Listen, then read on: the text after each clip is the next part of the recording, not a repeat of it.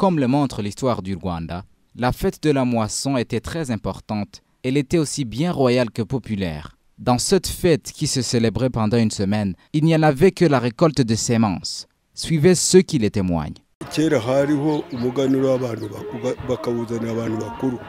À l'époque, ce sont les parents qui recevaient la récolte de leurs enfants. Composée de semences, du sorgho, de l'érésine, ils mettaient aussi dans la nourriture bien cuite dans un panier approprié et la menaient aussi au cimetière de leur parents.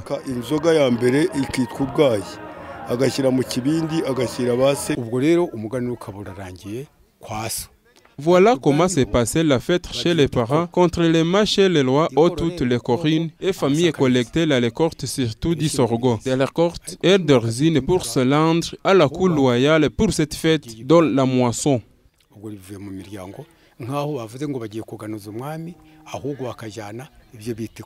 Ce rituel de l'époque est très différent de celle d'aujourd'hui via sa célébration. Un exemple typique est celui de la population d'Endera et Gikomero, où elle a montré à l'autorité le bilan de sa récolte dans l'agriculture, l'élevage et autres. La célébration a été aussi marquée par des dons différents aux certains démunis. Le maire du district Gasabo, Rwamurangwa Steven, explique ici la signification de cette fête.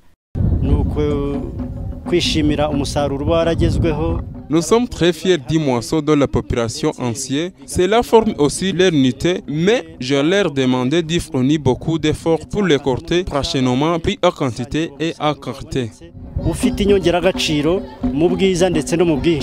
Vous saurez que depuis des années 1925, les colonisateurs belges du Rwanda-Urundi ont mis fin à la fête de la moisson pour reprendre sa valeur au début des années 1980.